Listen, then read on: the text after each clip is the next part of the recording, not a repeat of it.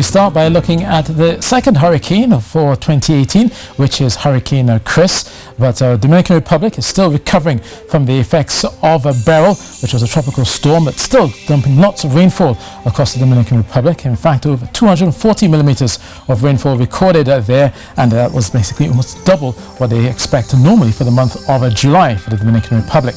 And you can see here that the Beryl is still a factor, even though it's not a tropical storm. It's still set to bring some heavy rains as well as some thundery downpours as it goes through the next few days, and it will likely bring local flash flooding, isolated mudslides, especially across the hillsides of Haiti, and rough seas and surf as it moves over the open waters into the southern part of the Bahamas, and also the possibility of downing power lines. So the impact will definitely stretch not only from Santo Domingo across the Dominican Republic as well as Haiti, but into parts of the Bahamas, maybe reaching as far north as you get towards Nassau over the next few days. So let me be mindful about that. Meanwhile, there's a second hurricane, which is Chris, posing no threat to land, or staying well out to sea, and will remain so, only just clipping the northern edges there as it goes through the next few days. Now towards the Atlantic, it's mostly settled. We have a lot of Saharan dust in the air, so it remains quite hazy, that thick haze pushing into the Eastern Caribbean, at least for the next couple of days. So there's no chance of any sort of development over the next few days. So that's good news, especially for us here in Trinidad and Tobago, at least for now.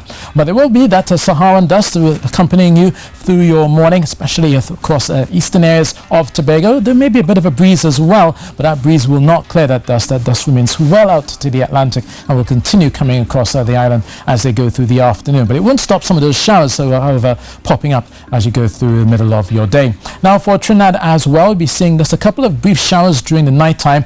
During the morning, a lot of that Saharan dust will be quite thick from Turco into Blanchishes across to Diego Martin. Then eventually, as the morning wears through, you'll see a bit of moisture just beginning to creep through. A few local showers are set to pop up, especially for eastern areas of Trinidad, getting into central and southern areas as you go through your morning, and then eventually into the afternoon. But more rainfall is likely on Thursday, and this could be good news for those of you with respiratory ailments.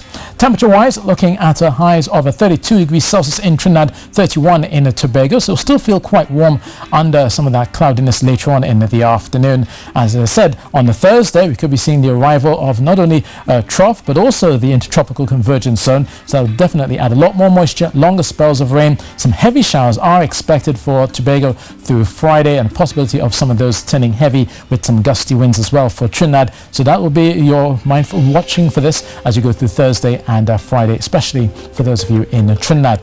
Offshore remains quite fresh, east-northeasterly swell winds of 20 knots, bringing those moderate to choppy seas of 9 seconds out in the Atlantic, 2.5 meters expected there, 2 meters through the Caribbean.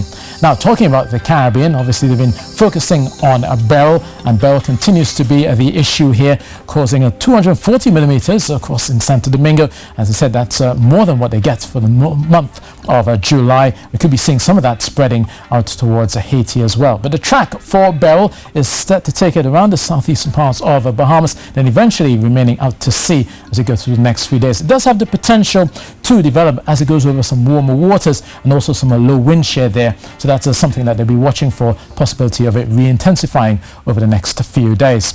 But for now, a few of those heavier bursts expected for Port-au-Prince, clearing skies for Santo Domingo, will be quickly replaced by some Saharan dust. And that Saharan dust we've been talking about for the last few days will definitely be quite thick for the Eastern Caribbean, all the way down the Lesser Antilles, not so much so for Grenada, for Georgetown, which will continue to see some of those thundery downpours. So that's your weather, and that's it from me.